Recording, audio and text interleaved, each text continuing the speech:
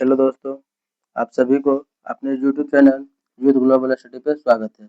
आज हम इस वीडियो में फिजिक्स का चैप्टर नंबर 3 गति और वेग यानी कि स्पीड एंड वेलोसिटी का क्वेश्चन लेकर आए हैं, जिसमें प्रीवियस ईयर क्वेश्चन हो गया और जो आने वाले जो संभावना जो होता है क्वेश्चन एग्जाम में, वो दोनों क्वेश्चन का एनालिसिस करेंगे। ठीक है, मेरा टारगेट रहेगा कि एक ही वीडियो में पूरा क्वेश्चन एनालिसिस करवा दिया जाएगा।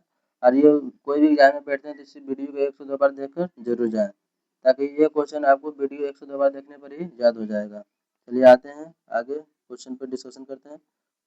और इस पे जो 2 वीडियो अपलोड किया गया है, जो लोग नहीं देखे हैं, मात्रक और विभा और सदिश एंड अदिश राशि का वीडियो, वो जरूर देखें।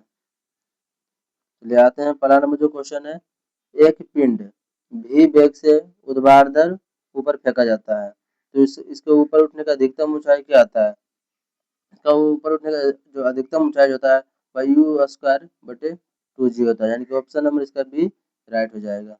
चलिए अगला क्वेश्चन पे आते हैं। अगला क्वेश्चन है किसी गतिमान पिंड के लिए विस्थापन तथा दूरी का आंशिक अनुपात क्या होता है?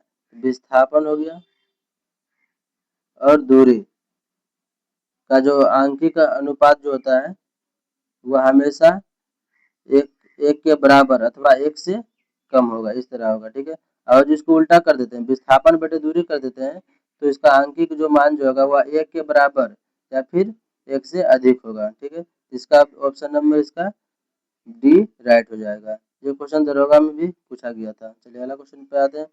अगला क्वेश्चन है यदि किसी पिंड का विस्थापन समय के वर्ग, विस्थापन यानी कि एस हो गया, और समय के वर्ग यानी टी स्क्वायर के वर्ग के समानुपाती हो, अनुक्रमानुपाती मतलब वही होता है, तो वह वस्तु गमन करती है, तो वह जो वस्तु है वह एक समान त्वरण से गमन करती है, यानी कि ऑप्शन नंबर इसका बी राइट हो जाएगा। अगला क्वेश्चन पे आते हैं। अगला क्वेश्चन जो है, मान लीजिए कोई लड़का 10 मीटर प्रति सेकंड की नियत चाल से चल रहा है, अब मेरी गो राउंड झूले पर सवारी करने का आनंद ले रहा है, तो इससे ज्ञात होता है कि वह लड़का वो कौन सा गति में होगा? तो वो जो होगा एक त्वरित गति में होगा, यानी कि ऑप्शन नंबर इसका सी राइट हो जाएगा। ये वीडियो देखने से आपको ये बेनिफिट मिलेगा कि जो भी प्रीवियस एग्जाम में पूछा गया है वो क्वेश्चन, और जो एनसीईआरटी का क्वेश्चन जो है, जो कि अभी एग्जाम में बहुत ही ट्रेंडिंग में चल रहा है, वो दोनों क्वेश्चन आपको कवर हो जाएगा। चलिए, अब जो भी एग्जाम का तैयारी करते हैं वो सभी के लिए बेनिफिट होगा। अगला क्वेश्चन है कि वी टी यानी कि वेग समय ग्राफ द्वारा घेरा गया क्षेत्रफल किसी भौतिक राशि को निरूपित करता है। तो जो घेरा गया जो क्षेत्रफल जो था वह दूरी यानी कि जो है ना उसका मीटर, दूरी को ऐसा मात्रा क्या होता है? मीटर होता है, या मीटर को व्यक्त करता है, यानी कि ऑप्शन नंबर इसका बी राइट हो जाएगा। चलिए अगला क्वेश्चन है कि दिए गए वेग समय ग्राफ से यह निष्कर्ष निकलता है, ये जो ग्राफ जो दिया गया है इसमें क्या है, जो वेग जो है इसको क्या कर दिया गया है कि डायरेक्ट इस तरह कर दिया, यानी कि एक समान से चला, ना तो घट रहा है ना तो बढ़ रहा है, यानी कि एक समान वेग से ये क्या है? गतिमान है, यानी कि ऑप्शन नंबर इसका ए राइट हो जाएगा। अब वेग समय ग्राफ जो होता है वह किसको व्यक्त करता है? तो ये त्वरण को व्यक्त कर सकता है। इसमें वेग को क्या कर दिया गया? फिक्स कर दिया गया, यानी कि इसमें कोई परिवर्तन ही नहीं हो रहा है, यानी कि वेग क्या होगा? वो एक समान हो जाएगा। ऑप्शन नंबर इसका ए राइट हो जाएगा। अगला क्वेश्चन है कि 4 ए बी सी डी किसी समतल सड़क पर गति कर रही है, तो इनकी दूरी समय ग्राफ में दर्शाए गए सही कथन कौन सा है? ये 4 को दिया हुआ है, तो इसमें पूछा कि सही जो ग्राफ समय कौन सा दर्शाएगा। ठीक है, तो यहाँ पे ए बी सी डी जो दिया हुआ है, तो इसमें सबसे इम्पोर्टेंट चीज याद रखना कि जो ज्यादा झुकाव रहेगा तो उसका चाल क्या रहेगा? अधिक रहेगा, जो कम झुकाव पर रहेगा उसका चाल क्या रहेगा? कम रहेगा। चलिए आते हैं, तो इसमें देख सकते हैं कि बी जो है इसमें क्या है, ए की चाल जो है वह डी से अधिक है, ये गलत है। फिगर यहाँ पे सामने नहीं इसीलिए आपको दिक्कत हो रहा है, तो पहले ऑप्शन का डिस्कशन कर देते हैं, उसके बाद आपको फिगर दिखाएंगे। तो इसका बी सबसे धीमी गति से कार के है। ठीक है, तो ऑप्शन में इसका बी राइट हो जाएगा। अब आते हैं फिगर पे, मतलब फिगर आपको दिखा देते हैं। फिगर क्या है देखिए, बी जो है, बी का झुकाव देख रहे हैं ये सबसे कम है, लेकिन सबसे ज्यादा झुकाव किसका हो रहा है? सी का, तो सी का सबसे अधिक हो जाएगा चाल, लेकिन बी का जो होगा इसका झुकाव क्या सबसे कम है, तो ये इसका सबसे कम हो जाएगा, यानी ये सबसे धीमा हो जाएगा। तो ऑप्शन नंबर इसका जो बी था वो राइट हो जाएगा। यानी कि क्या है, बी जो है वह सबसे धीमा है, तो ऑप्शन नंबर इसका बी राइट हो जाएगा। अगला क्वेश्चन है कि चित्र का कौन सा ग्राफ एक समान गति का सही निरूपित करता है। तो एक समान गति मतलब जो फिगर जो था वो इस तरह होता है, ठीक है, तो ऑप्शन नंबर इसका ये राइट हो जाएगा। और ये जो फिगर जो बता रहा है, देखिए ऑप्शन नंबर सी जो है क्या है, ये घटता वेग को बता रहा है, ठीक है, ये जो इस तरह जो जा रहा है ये बढ़ता वेग को बता रहा है, और ये जो वो क्या है वह एक समान को बता रहा है, यानी कि इसमें दूरी फिक्स कर दिया, यानी कि इसका जो वेग जो होगा वह शून्य हो जाएगा, ये शून्य वेग को दर्शा रहा है, इसका ऑप्शन नंबर इसका ये राइट हो जाएगा। अगला क्वेश्चन है कि वेग समय ग्राफ की प्रवणता से प्राप्त होता है। तो वेग समय ग्राफ की जो प्रवणता जो होता है वह त्वरण को बताता है, यानी कि त्वरण बराबर जो होता है वेग बटे क्या था समय, तो ऑप्शन नंबर इसका सी राइट हो जाएगा। चलिए अगला क्वेश्चन है, नीचे दे गए प्रकरणों में से किसमें चली गई दूरी तथा विस्थापन के परिमाण समान होते हैं। दूरी और विस्थापन, तो विस्थापन क्या आता है, जैसे इस तरह आप चले, ठीक है, तो ये हो गया दूरी, लेकिन इसके बीच जो है जो न्यूनतम दूरी जो हो गया उसको क्या बोलते हैं, विस्थापन। यहाँ पूछ रहा है कि एक समान और जो कोई सीधी रेखा में जो गमन करेगा तो ये भी दूरी हो जाएगा, और फिर यहाँ से यहाँ तक जाएगा तो ये भी क्या हो जाएगा, विस्थापन हो जाएगा। इसमें जब सरल रेखा में जब कोई वस्तु गति करता है तो दूरी जो होता है वह विस्थापन के बराबर होता है, ठीक है, इसका ऑप्शन नंबर इसका ए राइट हो जाएगा। यदि कार सीधी सड़क में गमन करेगी तो चली गई दूरी तथा विस्थापन का परिमाण दोनों का क्या होगा, समान होगा। चलिए अगला क्वेश्चन पे आते हैं। अगला क्वेश्चन है, सरल रेखीय पथ के अनुदिश त्वरित गति से गतिमान किसी पिंड के लिए नीचे दिए गए कथनों में से कौन सा सही है। तो सरल रेखा में जो गति करता है तीजा जो सदैव पृथ्वी से क्या होगा, ये दूर जाएगा, यानी कि ऑप्शन नंबर इसका सी राइट हो जाएगा। क्वेश्चन का और भी ज़्यादा हम डिस्कशन करके बता सकते हैं, लेकिन वीडियो काफ़ी लंबी हो जाएगी, और क्वेश्चन को भी सारा इसमें कंप्लीट कराना है, तो कोशिश करेंगे डिस्कशन के साथ अच्छे से कंप्लीट कराने का, आप लोग पेशेंस बनाए रखें। चलिए अगला क्वेश्चन है, नकारात्मक त्वरण निम्न में से किसकी दिशा के विपरीत होता है।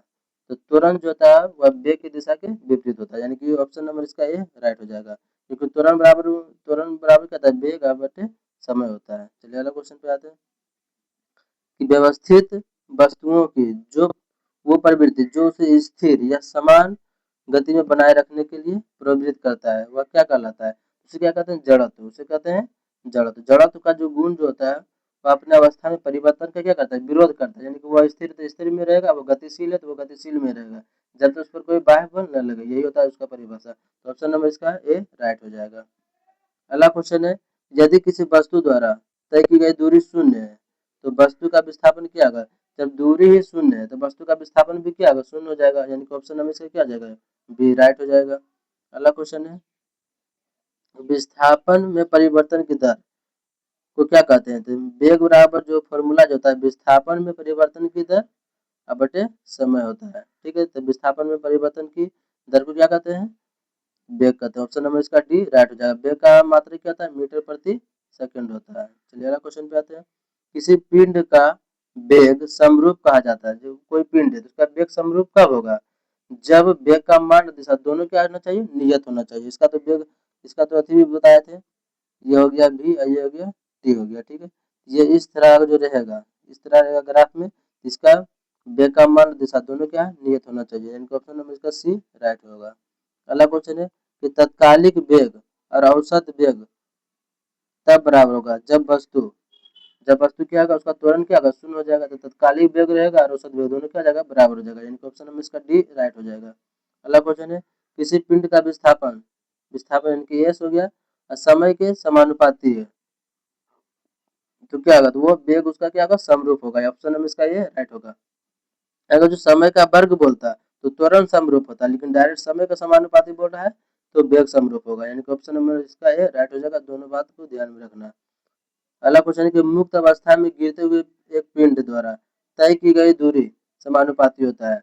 तय की गई जो दूरी जो होता है, जो मुक्त पिंड में गिर रहा है और गिरने के समय के वर्ग क्या क्या आता है, समानुपाती होता है, यानी कि ऑप्शन नंबर इसका सी राइट हो जाएगा। अगला क्वेश्चन है कि दूसरा गति का दूसरा समीकरण डैश और समय के बीच का संबंध देता है। तो गति का जो दूसरा समीकरण क्या आता है, एस बराबर UT plus half eighty square होगा। इसमें ट्रिक है याद करने का, सबसे शुरू वाला सबसे लास्ट वाला कंपेयर करना है, ठीक है। इसमें क्या दिया हुआ, समय इसका जो संबंध होता है विस्थापन यानी कि एस होता है और समय होता है। तो समय इसमें दिया हुआ तो इसमें कौन सा भराएगा तो विस्थापन हो जाएगा। यानी कि दूसरा समीकरण जो होता है वह विस्थापन और समय को दर्शाता है। यानी कि ऑप्शन नंबर जो विस्थापन जो इसी को स्थिति भी बोल सकते हैं, इसी को दूरी भी बोल सकते थे, यानी कि ऑप्शन नंबर इसका डी राइट हो जाएगा स्थिति। चलिए अगला क्वेश्चन पे आते हैं। अगला क्वेश्चन है निम्न में से कौन सी मात्रा चाल के साथ इसकी गति निर्दिष्ट करता है। तो चाल के साथ गति को कौन बताता है तो वेग, यानी कि ऑप्शन नंबर इसका सी राइट हो जाएगा। अगला क्वेश्चन पे आते हैं। अगला क्वेश्चन है एक निश्चित दिशा में बढ़ रही वस्तु की गति को वैज्ञानिक शब्दावली में किस पद के रूप में व्यक्त करते हैं। तो जब निश्चित समय अंतराल में जो बढ़ रहा है तो उसको क्या बोलते हैं वेग बोलते हैं, यानी कि ऑप्शन नंबर इसका ए राइट हो जाएगा। अगला क्वेश्चन है कि एक समान तल वाली सीधी सड़क पर नियत त्वरण से दौड़ने वाली कार के संबंध में इनमें से कौन सा कथन सत्य है। यहाँ क्या बोल रहा है एक समान तल वाली सीधी सड़क पर बोल रहा है, ठीक है, नियत त्वरण से दौड़ने वाली कार के संबंध में कौन सा कथन सत्य है। उसका क्या है कार का वेग जो होगा क्या निरंतर बदल रहा है, यानी कि ऑप्शन नंबर इसका डी राइट हो जाएगा। क्वेश्चन पे आता है यहाँ पे इसलिए निरंतर होगा वेग क्योंकि यहाँ पर त्वरण क्या है नियत है। चलिए अगला क्वेश्चन है कि डैश का उपयोग एक वस्तु की समग्र गति का वर्णन करने और किसी समय और उसकी प्रारंभिक स्थिति के संदर्भ में अंतिम स्थिति का पता लगाने के लिए किया जाता है। तो अंतिम स्थिति बोल रहा है पता लगाने के किया जाता है, तो अंतिम में तो हो जाएगा विस्थापन और उसका उपयोग गति की सामग्री पूछ रहा है तो उसका आ जाएगा दूरी, यानी कि ऑप्शन नंबर इसका सी राइट हो जाएगा दूरी और विस्थापन। चलिए अगला क्वेश्चन है कि एक वस्तु को ऊपर की ओर फेंका जाता है, ठीक है, वह 100 मीटर की ऊंचाई तक जाती है और फिर वह फेंकने के बाद क्या वापस आ जाती है, ठीक है। तो जैसे 100 मीटर गया फिर 100 मीटर यानी कि 200 मीटर दूरी तय किया फिर वो वापस आ जाता है, यानी कि विस्थापन उसका क्या हो गया शून्य, जिसको इन्फिनिटी के द्वारा भी दर्शा सकते हैं। आइए ऑप्शन के अनुसार बताते हैं क्या होगा। यहाँ पर क्या पूछ रहा है कि वास्तविक वस्तु का वास्तविक विस्थापन पूछ रहा था, विस्थापन उसका क्या जाएगा शून्य। तो दूरी जो पूछता था 100 मीटर गया और 100 मीटर आया, ठीक है, तो दूरी हो जाता 200 मीटर, लेकिन विस्थापन कितना होगा यहाँ से गया फिर वहीं पे वापस आ गया तो विस्थापन इसका क्या हो जाएगा शून्य हो जाएगा। तो यहाँ पर विस्थापन पूछ रहा है तो शून्य हो जाएगा, दोनों का अनुपात पूछता तो इन्फिनिटी हो जाता है, ठीक है, तो दोनों बात याद रखना है। चलिए अगला क्वेश्चन पे आते हैं कि यदि कोई वस्तु समान समय अंतराल में वो समान दूरी तय करती है तो इसे क्या कहते थे समान समय अंतराल है लेकिन दूरी जो वो समान कर रहा है तो समान गति कहते हैं, यानी कि ऑप्शन नंबर इसका ए राइट हो जाएगा। अगला क्वेश्चन है कि निरंतर शक्ति प्रदान करने वाली किसी मशीन के द्वारा कोई पिंड एक सरल रेखा में चला जाता है तो टी सेकेंड में पिंड द्वारा तय की गई दूरी किसके समानुपाती होगा। तो इसके जो टी पर पावर 3/2 के समानुपाती होगा, यानी कि ऑप्शन नंबर इसका डी राइट होगा। अगला क्वेश्चन है किसी वस्तु का त्वरण इसके डैश में प्रति इकाई समय में हुआ परिवर्तन है। तो किसी वस्तु का त्वरण जो था वह वेग त्वरण बराबर क्या था वेग बटे समय, यानी कि वेग में प्रति इकाई समय में हुआ परिवर्तन कहलाता है त्वरण, यानी कि ऑप्शन नंबर इसका ए राइट हो जाएगा। अगला क्वेश्चन है कि समय के साथ किसी वस्तु का वेग दिखाने वाले ग्राफ को क्या कहा जाता है। समय के साथ किसी वस्तु का जो वेग जो दिखाते हैं उसे क्या कहते हैं वेग समय ग्राफ कहते हैं, लेकिन बी टी इसी को बोला जाता है वेग समय ग्राफ, ऑप्शन में इसका ये राइट हो जाएगा। अगला क्वेश्चन है धनात्मक त्वरण का अर्थ होता है, धनात्मक त्वरण का अर्थ होगा यानी कि उसका जो वेग जो है क्या वो बढ़ रहा है तो उसे क्या कहते हैं धनात्मक त्वरण कहते हैं, यानी कि ऑप्शन नंबर इसका सी राइट होगा। अगर जो उसका वेग घटेगा उसको ऋणात्मक त्वरण कहेंगे। अगला क्वेश्चन पे आते हैं गति का द्वितीय समीकरण, अभी जस्ट ही बताए थे गति का द्वितीय समीकरण क्या था एस बराबर U T plus half A T square था, ठीक है। ये देखिए ऑप्शन नंबर कौन सा है तो डी में है, तो ऑप्शन नंबर इसका डी राइट हो जाएगा। चलिए अगला क्वेश्चन है गति का जो है वह 3 समीकरण होता है, ठीक है। पहला समीकरण का फॉर्मूला जो होता है v बराबर यू प्लस ए टी होता है, ठीक है। दूसरा जो समीकरण जो होता है एस बराबर होता है U T plus half A T square होता है। तीसरा जो होता है वी स्क्वायर बराबर यू स्क्वायर प्लस 2as, ये तीनों फॉर्मूला आपको याद रखना है, इसे हमेशा क्वेश्चन पूछा जाता है। चलिए आते हैं अगला क्वेश्चन पे। अगला क्वेश्चन क्या है कि शून्य से स्वतंत्र रूप में गिरने वाली वस्तु में क्या आता है, तो जो शून्य से स्वतंत्र रूप में जो गिरता है उसे कहते हैं समान त्वरण कहा जाता है, यानी कि ऑप्शन नंबर इसका सी राइट हो जाएगा। अगला क्वेश्चन है कि वह भौतिक राशि जो कभी भी ऋणात्मक नहीं हो सकती है वह क्या होता है, तो दूरी जो होता है वह हमेशा वो क्या आता है, धनात्मक होगा या फिर शून्य होगा, लेकिन ऋणात्मक नहीं होगा। ऑप्शन नंबर इसका सी राइट हो जाएगा। और धनात्मक, ऋणात्मक और शून्य तीनों कौन सा होता है, तो वो विस्थापन होता है। विस्थापन जो है वह शून्य भी हो सकता है, धनात्मक भी हो सकता है और ऋणात्मक भी हो सकता है। चलिए अगला क्वेश्चन पे आते हैं। अगला क्वेश्चन है कि कोई पिंड भी वेग से ऊपर की ओर ऊर्ध्वाधर रूप से फेंका जाता है, वह एच ऊंचाई तक पहुंचने के बाद पृथ्वी की ओर लौट आता है, यानी कि एच ऊंचाई गया फिर एच ऊंचाई से लौट आया, तो यानी कि पूरा दूरी क्या हो गया, 2h हो गया। ठीक है, अब पिंड द्वारा तय की गई दूरी, यानी कि हो गया दूरी हो गया। अब विस्थापन, विस्थापन का मान क्या हो जाएगा, शून्य हो जाएगा, तो यहाँ पे हो गया 0। इसका अनुपात क्या आएगा, तो दोनों का अनुपात क्या आ जाएगा, अनंत हो जाएगा, इन्फिनिटी हो जाएगा। ऑप्शन नंबर इसका डी राइट होगा। राइट, देखिए यही क्वेश्चन इससे पहले भी बताए थे कि 100 मीटर दूरी तय किया फिर वापस आया तो 200 हो गया था। अब फिर उसका विस्थापन का रेशियो पूछेगा तो वहाँ पर भी इन्फिनिटी बात है, वही क्वेश्चन यहाँ पर भी मिल गया जो कि पूछा भी गया एग्जाम में। इसका ऑप्शन नंबर डी राइट हो जाएगा। इसी तरह आपको समझ के क्वेश्चन याद रखना है ताकि कोई भी क्वेश्चन चेंज करे तो उससे आपको कोई भी दिक्कत नहीं होना चाहिए। फिर अगला क्वेश्चन है, किसी पिंड के वेग समय का ग्राफ सरल रेखा में आता है तथा मूल बिंदु से गुजरते हुए एक्स को छू लेता है तो पिंड गतिशील है। तो पिंड जो वह समान त्वरण से क्या है, गतिशील है, यानी कि ऑप्शन नंबर इसका ये राइट हो जाएगा। चलिए अगला क्वेश्चन पे आते हैं। अगला क्वेश्चन है, किसी वाहन की गति माप यंत्र बताता है, वाहन की जो गति माप यंत्र जो होता है उसका ताक्षणिक चाल को बताता है, यानी कि ऑप्शन नंबर इसका बी राइट हो जाएगा। अगला क्वेश्चन है, यही पूछेगा कि वाहन के दूरी को किसके द्वारा मापा जाता है, तो वो ओडोमीटर के द्वारा मापा जाता है, ये याद रखना है। अगला क्वेश्चन है,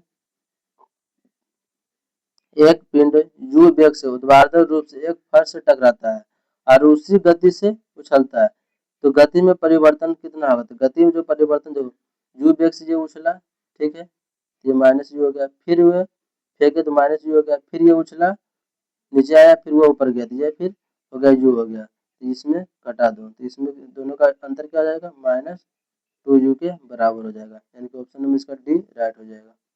अगला क्वेश्चन है कि एक समान वृत्तीय गति में, तो ब्रिज जब वह एक समान वृत्तीय गति में घूम रहा है, ठीक है, ये क्वेश्चन बहुत बार बिहार पुलिस और दरोगा में भी पूछा गया है, जिसको ध्यान से याद रखना है कि एक समान वृत्तीय गति में जो घूम घूम रहा है इसका दिशा देखना हमेशा चेंज हो रहा है, इसका दिशा हमेशा चेंज होता है, ठीक है। जिसका चाल क्या होगा, अचर, चाल नहीं बदलेगा लेकिन वेग क्या होगा, हमेशा बदलते रहेगा, यानी कि चाल अचर और वेग क्या होगा, चर होगा, यानी कि चाल सॉरी चाल क्या है, अचर, यानी कि चाल बदल रहा है लेकिन वेग क्या है, चर, यानी कि वेग क्या है, एक समान, वो चेंज नहीं हो रहा है, तो ऑप्शन नंबर इसका डी राइट हो जाएगा। चलिए अगला क्वेश्चन है, मोटर गाड़ी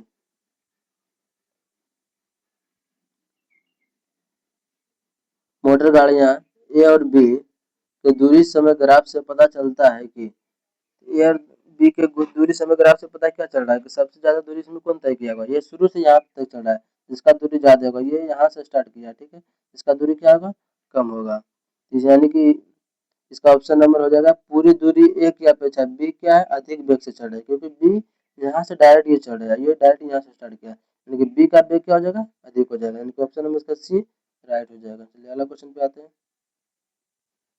अगला क्वेश्चन है कि निम्नलिखित ग्राफ क्या प्रदर्शित करता है, ये वेग हो गया, ये सेकंड, ये क्या एक समान त्वरण को प्रदर्शित करेगा, ठीक है, तो ऑप्शन नंबर इसका ये राइट हो जाएगा, यानी कि वेग समय ग्राफ जो होता है वह त्वरण को व्यक्त करता है, लेकिन यहाँ पे ये इस तरह दिया हुआ तो ये एक समान त्वरण हो गया, ठीक है, और जो इस तरह जो दिया रहता है यहाँ पे इस तरह दिया रहता है तो ये बढ़ता त्वरण हो जाएगा, इस तरह जो दिया रहेगा ग्राफ में ये घटता त्वरण हो जाएगा, ठीक है, ये तीनों कंडीशन याद रखना है। चलिए अगला क्वेश्चन पे आते हैं, एक वस्तु वो समान वेग, ठीक है, वेग वो समान है और त्वरण क्या है, समान है, से गतिमान है, तब क्या होगा, तब वेग समय ग्राफ जो होगा वह रेखीय हो जाएगा, यानी कि ऑप्शन नंबर इसका सी राइट हो जाएगा। वस्तु का वेग वो समान है लेकिन वह समान त्वरण से जब कब जाएगा, जब क्या होगा उसका वेग समय ग्राफ क्या रेखीय है, तो ऑप्शन नंबर इसका सी राइट हो जाएगा। अगला क्वेश्चन है, पिंड का त्वरण त्वरण जो होता है कि क्या व्यक्त करता है, त्वरण बराबर जो फॉर्मूला जो त्वरण जो होता है,